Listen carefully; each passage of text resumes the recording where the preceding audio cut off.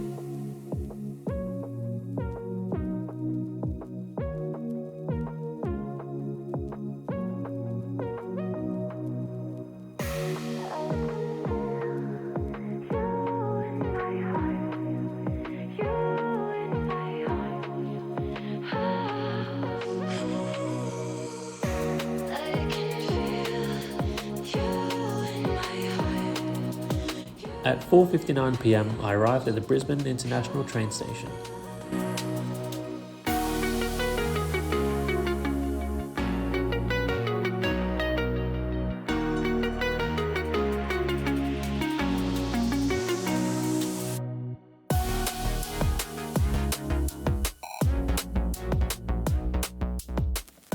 I started thinking about souvenirs to bring with me for Lara's family. And there was one thing in particular I wanted to find. Vegemite. The only one I could find can only be described as a free sample size. 20 grams and $5 later. I crawled out of duty free as I no longer had any leg to stand on. Thanks, jeans. Just before the 7:55 p.m. departure, I treated myself to a coffee club dinner of a chicken burger with chips, a fruit salad, and a protein coffee shake as my curiosity got the better of me. All for the low cost of a small New York apartment. Following dinner, it was time to board my Emirates flight. Now, I do enjoy flying Emirates, not just because they sponsor my favorite football team, but because their hospitality and in-flight entertainment are my favorite amongst the airlines I've experienced to date. And now it's time for a question. When you fly, do you choose the window seat or the aisle? I used to be a window guy, but I hated having to ask people if I could go to the bathroom. So if I can choose, I'll always opt for an aisle seat, especially as you get some extra space to stretch your legs. Let me know in the comments below. Are you a window or an aisle sitter? This flight to Dubai was a little over 14 hours, but for you watching, it'll just be a couple of moments.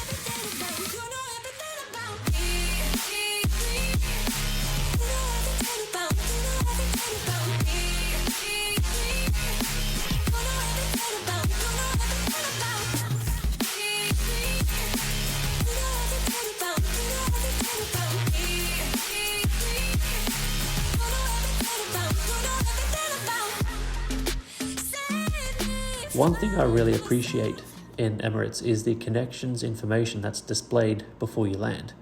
So it was very convenient and easy for me to see where my connecting flight was. Once in Dubai, it was early morning, so I treated myself to a second breakfast and a read on my Kindle. It wasn't long until it was time to board the 9:05 flight to Sao Paulo.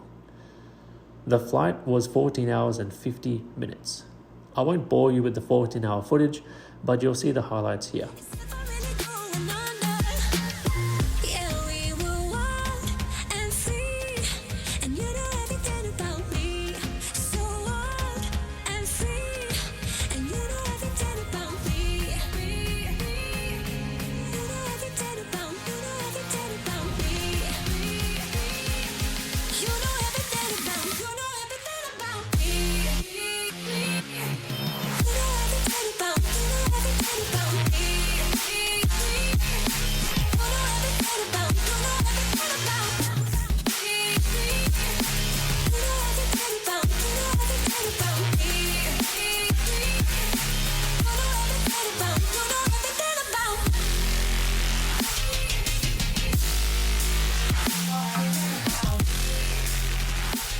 A couple of hours following was lunch. And this is what I mean about Emirates hospitality. Yes, it is a long flight, but you get not just decent meals, but very healthy ones at that. I mean, just take a look at the dinner here.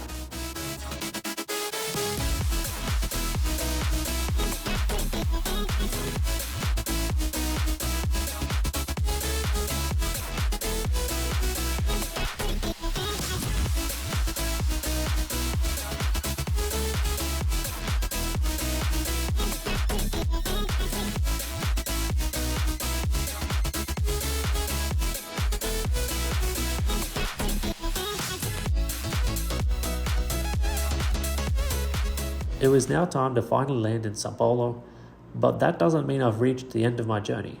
I still have one more connection to make.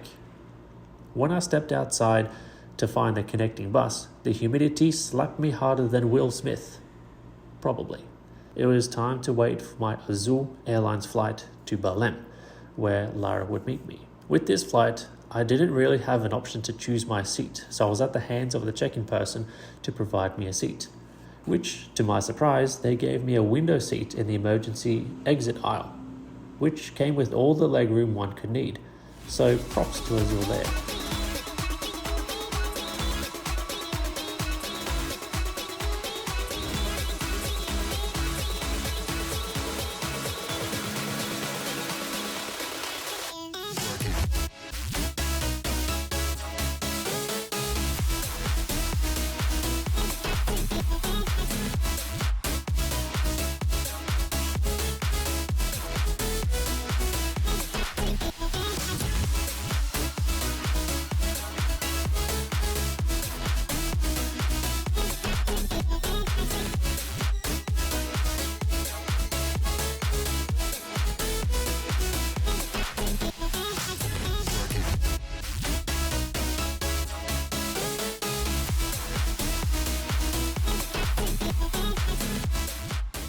Their hospitality could use with improving.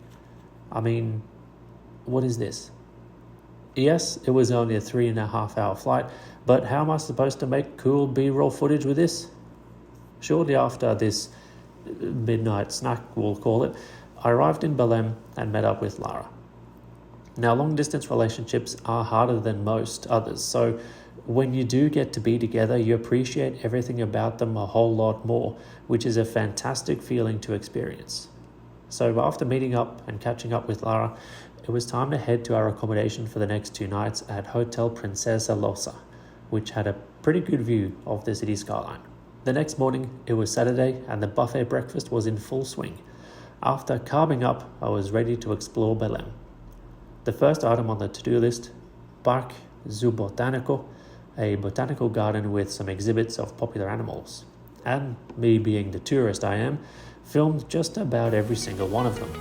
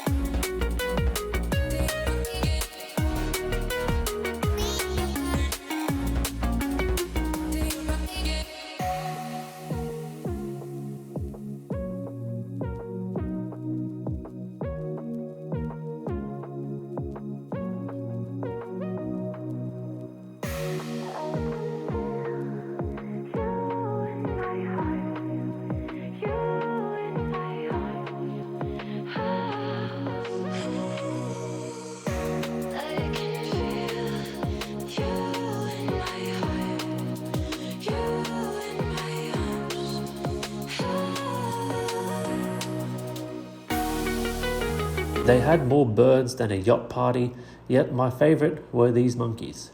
The species escapes my mind, but look how cute the little babies are.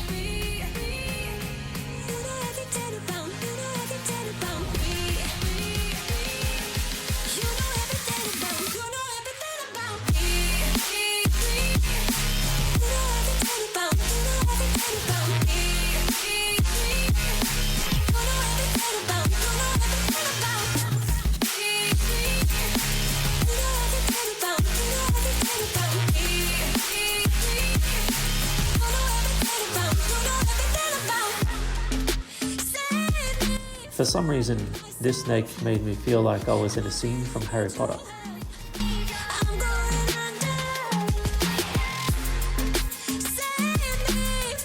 And I was a little envious of this fish. It can grow a better mustache than I can. Following the Zoo Botánico, it was time to check out Estação das Docas for some lunch.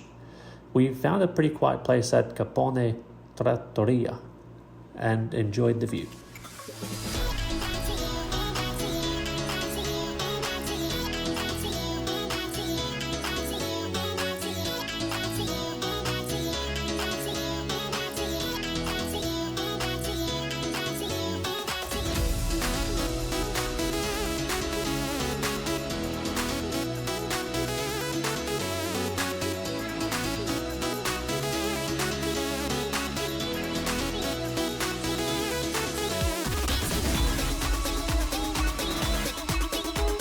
Following the lunch, it was time to test out my new DJI Mini 3 drone for the first time. Enjoy the view.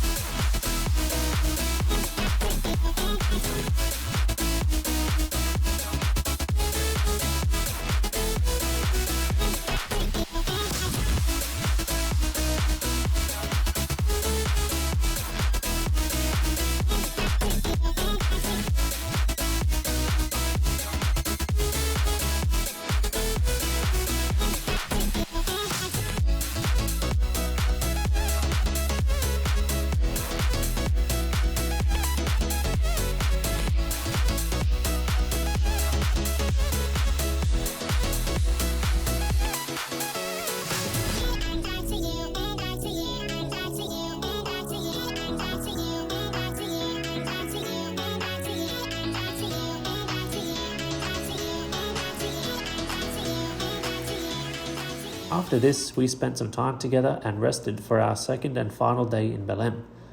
We walked from our hotel across the road to the Sunday markets, where we stumbled across a capoeira demonstration. Capoeira is a sport which is a mix between dance and martial arts.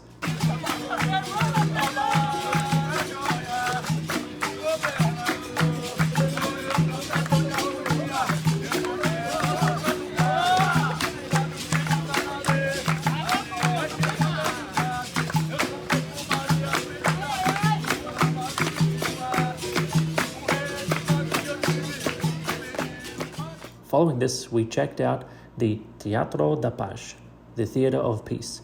Opened in February 1878, and with a capacity of 1,100 people, it is a significant piece of history with beautiful architecture and gorgeous artworks.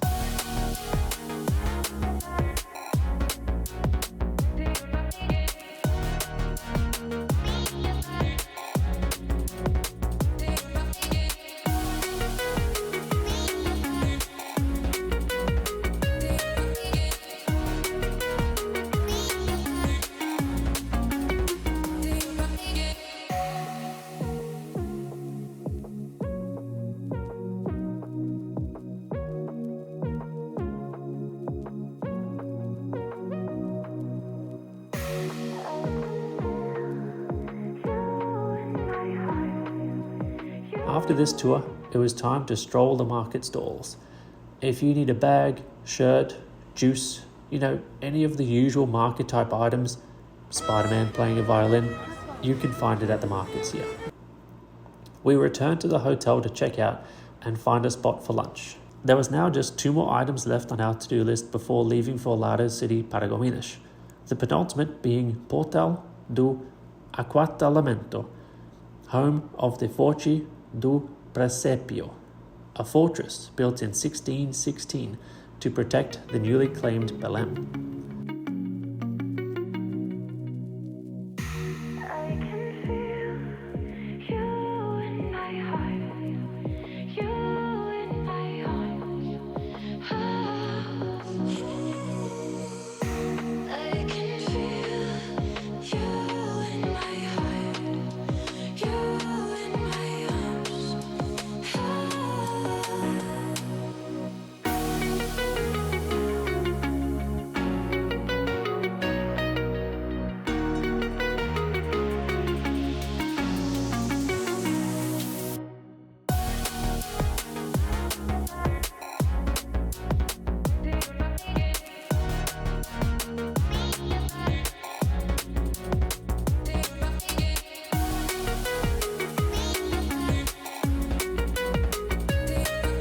We also had an opportunity to send up the drone to get a few shots. Enjoy.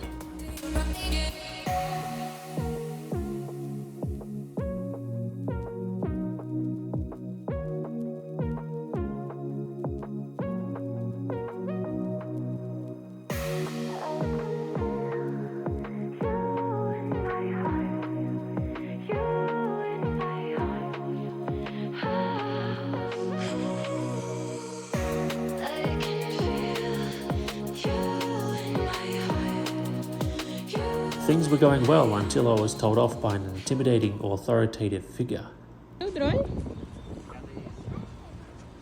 Before bringing the drone down, however, Lara wanted to have a go at flying a drone for the first time, which she was very happy with.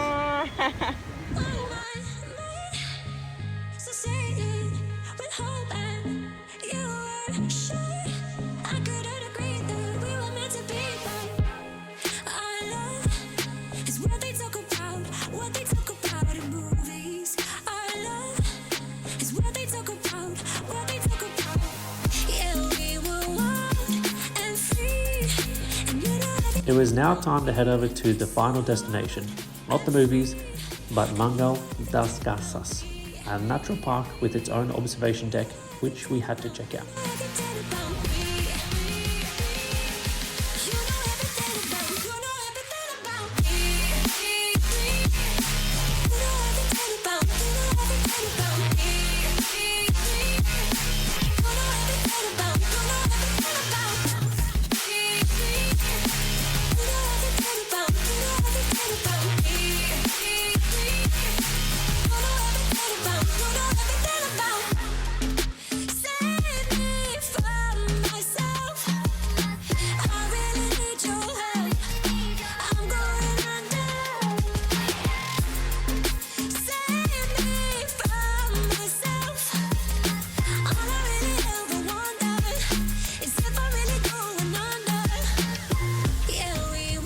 After this, it was getting late in the afternoon and we had a 4-hour drive to Paragominas ahead of us. So with that, I'll leave this week 1 video here, and if you'd like to see more videos like this and would like to follow along the journey of me learning Brazilian culture, traveling in Brazil as much as possible, then subscribe to not miss week's 2 video. Thank you for watching. Please like the video if you enjoyed it, and comment down below, are you a window or aisle seat kind of person? Thanks for watching. Bye for now.